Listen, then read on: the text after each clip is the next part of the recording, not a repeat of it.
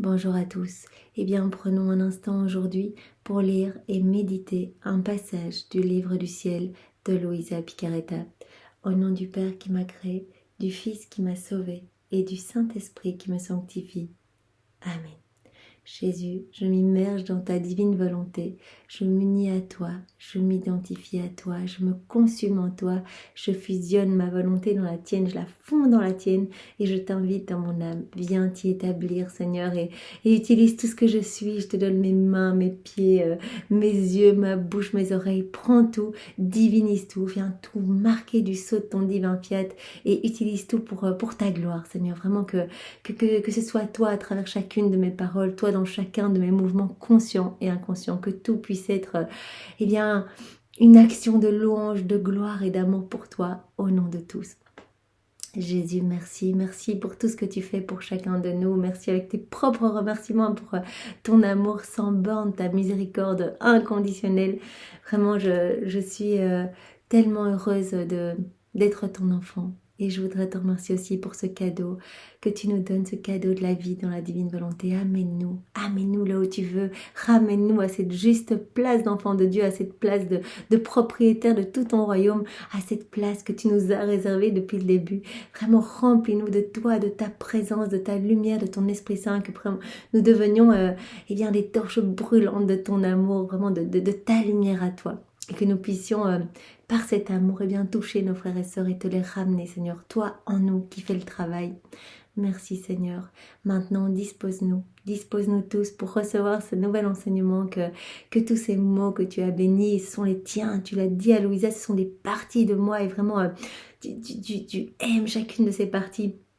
Et bien que ces mots puissent descendre dans nos âmes, qu'ils ne soient pas perdus, mais qu'ils puissent vraiment s'infuser et opérer quelque chose, vraiment une transformation, que nos vies puissent totalement, vraiment être tout offertes à toi et qu'elles portent du fruit pour ta gloire, Seigneur. Vraiment, nous voulons porter des beaux fruits pour toi, nous voulons travailler à l'avènement de ton royaume et nous voulons que ton règne vienne dans tous les cœurs, Seigneur. Merci maintenant, Jésus, de venir parler à travers ma bouche. Envoie-moi ton Esprit Saint, que je reste toujours unie à toi dans ta vérité et que ce moment fait par toi, en moi, en chacun de nous, eh bien, puisse avoir des retombées magnifiques, bienfaisantes dans tous les cœurs. Tu nous l'as dit il y a quelques jours, tout le monde va recevoir quelque chose. Dès que quelqu'un s'unit à moi, dès qu'une créature s'abandonne entre mes mains directement, il y a des cadeaux pour toutes les âmes de toutes les générations. Tout le monde va recevoir quelque chose pour autant que le cœur soit un tout petit peu ouvert. Alors Seigneur, voilà, nous te demandons beaucoup de conversion, beaucoup de retour à toi. Alors le passage que nous allons méditer se trouve toujours dans le volume 18. C'est le passage du 10 janvier 1925. C'est Louisa qui parle. J'étais totalement fusionnée dans la divine volonté et mon faible esprit circulait en elle. Donc Louisa, elle se fusionne et elle commence à circuler dans la divine volonté. Je pouvais la voir en action partout dans la création.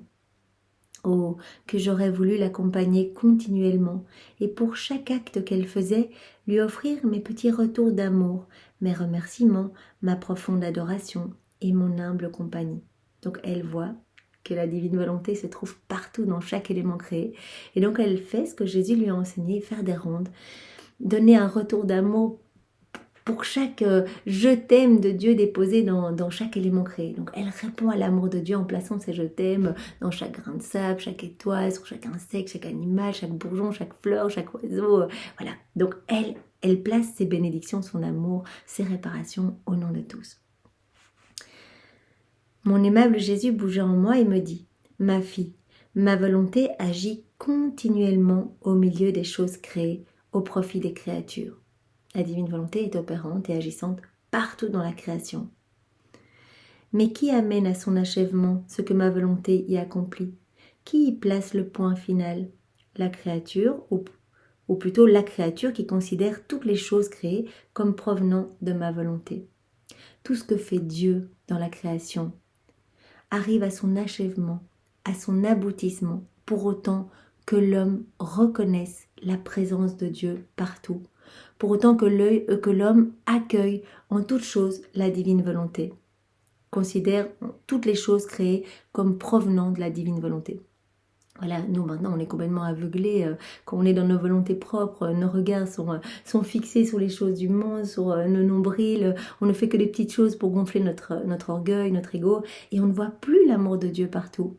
Et Jésus nous dit, eh bien, tout ce que j'ai fait, tout ce que la divine volonté opère partout dans la création, toutes ces merveilles, tous ces tableaux magnifiques qu'on offre à l'homme pour lui témoigner de notre amour et pour qu'il voit notre amour partout, eh bien tout cela va porter du fruit si l'âme eh bien, se tourne vers nous, si l'âme s'unit à nous. Si elle s'unit à nous dans la divine volonté, eh bien les écailles vont lui tomber des yeux et tout d'un coup elle va avoir l'amour partout, elle va pouvoir donner un retour d'amour et donc il va y avoir vraiment cette harmonie entre le ciel et la terre. Considérons le blé. Considérons le blé. Après avoir donné à sa semence la vertu de germer et de se multiplier, ma volonté voit à ce qu'elle soit mise en terre, que le soleil la rende fertile, que le vent la purifie, que la fraîcheur l'aide à prendre racine, et que la chaleur l'aide à se développer et à atteindre la maturité. Ensuite, ma volonté donne aux machines la propriété de couper la récolte, de l'abattre et de la moudre, de sorte qu'elle se transforme en pâte à faire le pain. Finalement, ma volonté appelle le feu à cuire cette pâte pour qu'elle devienne du pain, lequel elle porte à la bouche des créatures pour qu'elles s'en nourrissent. C'est la divine volonté qui opère partout pour voilà, être comme une explosion d'amour, pour un témoignage d'amour à l'homme. Voilà, dans chaque étape, partant d'une petite semence jusqu'au pain qui va arriver dans la bouche de l'homme, tout est opération de la divine volonté. Tu peux donc voir le long parcours que ma volonté fait parcourir à la semence de blé pour qu'elle devienne du pain au profit des créatures. Cependant, qui met le point final à cette intervention divine? Celui qui va prendre le pain en tant que porteur de ma volonté et celui qui s'en nourrit. Donc, celui qui va reconnaître la puissance de Dieu à travers tout ce cheminement, passer de la semence au pain et qui va s'en nourrir dans la divine volonté. Celui-là va recevoir tous les fruits. En mangeant ce pain, il mange ma volonté qui s'y trouve, fortifiant ainsi son corps et son âme. On peut dire que la créature est l'artisane du repos de ma volonté, à la suite de ses interventions auprès des créatures. La divine volonté est continuellement en action pour vraiment témoigner à l'homme tout cet amour fou de Dieu pour chacun de nous. Et on va donner du repos à la divine volonté quand on va reconnaître cet amour partout. Donc vraiment, Jésus dit à Louisa, il faut cette participation de l'homme. Que l'homme s'émerveille, que l'homme dise merci, que l'homme bénisse, rende grâce, loue, etc. Et donc pour cela, il faut ce retour à Dieu. Il faut que l'homme se vide un petit peu de ces ténèbres, de ces misères, de toutes ces choses qui engorgent son âme, qui la rendent vraiment noire et sombre. Et il faut recréer cet espace nécessaire pour que l'homme puisse à nouveau s'émerveiller de l'amour de Dieu partout. Il en va ainsi pour toutes les choses créées au service de l'homme. Ma volonté intervient partout, dans la mer, et veille à la prolifération des poissons, par exemple. Elle intervient sur la terre et multiplie les plantes, les animaux et les oiseaux. Elle se déploie dans les espaces célestes et veille à ce que tout y fonctionne harmonieusement. Elle se fait les pieds, les mains et le cœur des créatures, pour que ces innombrables bienfaits leur soient profitables. Mais sa joie provient seulement des créatures qui considèrent que toutes ces choses sont des fruits de ma volonté. Voilà, donc la Trinité est vraiment dans la joie quand les hommes reconnaissent, louent, bénissent, remercient. Mais si on utilise tout, voilà, on va nager dans la mer en été, on mange du poisson, mais voilà, on ne remercie jamais, on ne loue pas, on ne voit pas l'amour de Dieu derrière, eh bien cela amène une amère tristesse à la Trinité. Si ma volonté ne veillait pas sans cesse à ce que les choses créées servent bien les hommes, répondant ainsi au but pour lequel elles ont été créées, ceux-ci seraient comme des peintures représentant des choses qui n'ont pas de vie. Donc tous les éléments créés, nous dit Jésus, ont été créés pour servir l'homme en fait, pour faire plaisir à l'homme, pour lui amener de la joie, pour lui amener du confort, etc. Au bout du compte, ce ne sont pas les choses créées qui servent l'homme, mais c'est ma volonté à travers ces choses créées. Donc c'est notre Seigneur qui vient nous témoigner son amour à travers toutes les choses que nous pouvons observer dans la nature, toutes les saveurs. Voilà, dès qu'on goûte quelque chose de bon, on peut dire merci Seigneur, vraiment pour cette saveur où tu manifestes ton amour. Il y a un petit vent, merci pour cette fraîcheur. Tu essaies de rafraîchir nos âmes qui vraiment s'embrassent pour les choses du monde. Quand il y a un bon rayon de soleil, merci Seigneur parce que tu nous amènes ta chaleur pour vraiment que nous nous rapprochions de toi, que nous sentions cet amour que tu as pour chacun de nous. Tout est témoignage d'amour de Dieu. Par conséquent, percevoir ma volonté dans les choses créées et la servir au même titre qu'elle sert les hommes, n'est-il pas l'un des devoirs les plus sacrés de l'homme? Donc nous l'avions déjà vu, Jésus nous en avait déjà parlé il y a quelques jours dans un autre passage. Il a dit c'est vraiment le devoir premier de la créature, de s'émerveiller de l'amour de Dieu à travers toute la création et de remercier. Il nous appelle vraiment à remercier à chaque instant. Et cela peut se faire donc par le biais de rondes, comme il l'a déjà expliqué à Louisa et à travers Louisa à chacun de nous. Donc nous pouvons nous balader et vraiment rien qu'à regarder la nature, c'est déjà l'enseignement le plus merveilleux sur l'amour de Dieu pour chacun de nous. On voit un petit oiseau, on entend ces piaillements d'amour et vraiment on peut entendre les je t'aime de Dieu à travers tout en fait, à travers tout. Quand l'homme fait ainsi, donc quand l'homme reconnaît la divine volonté partout, reconnaît l'amour de Dieu partout, quand l'homme fait ça, je me sens payée de retour et je fais la fête. Donc cela vraiment amène de la joie à la Trinité quand on est reconnaissant. On reçoit tout, bien c'est normal qu'on dise merci et que voilà, que on peut tout utiliser, tout est pour nous, tout est à notre service, mais il faut être vraiment dans ce retour d'amour.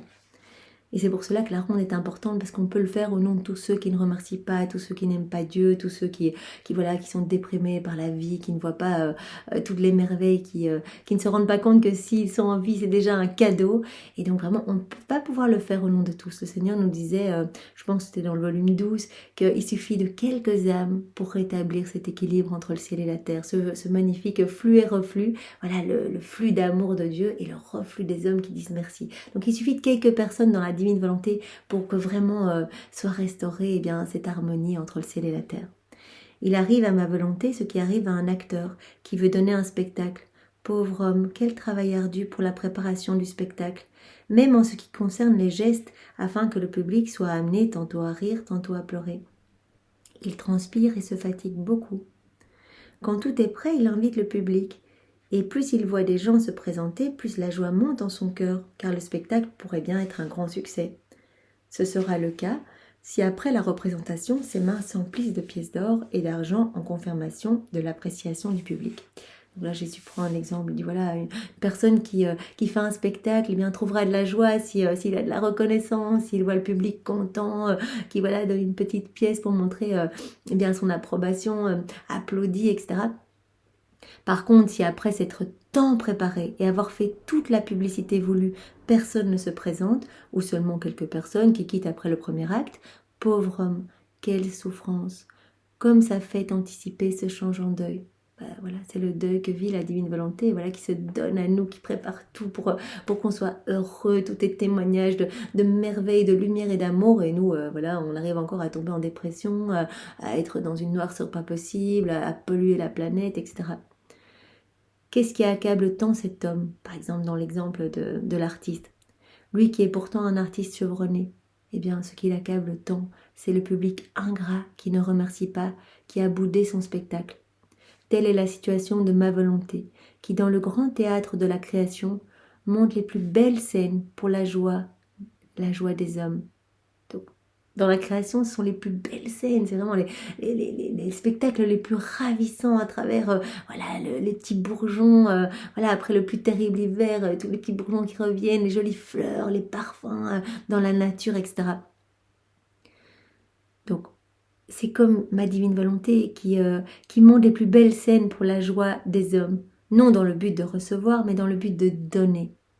Des scènes resplendissantes de lumière, des scènes fleuries d'une éclatante beauté, des scènes de force par le grondement du tonnerre, le déroulement continu des vagues et l'altitude des hautes montagnes, des scènes émouvantes comme celle du bébé qui pleure, qui tremble et qui est engourdi par le froid, des scènes tristes et tragiques de mon sang versé et de ma passion, et la scène de ma mort.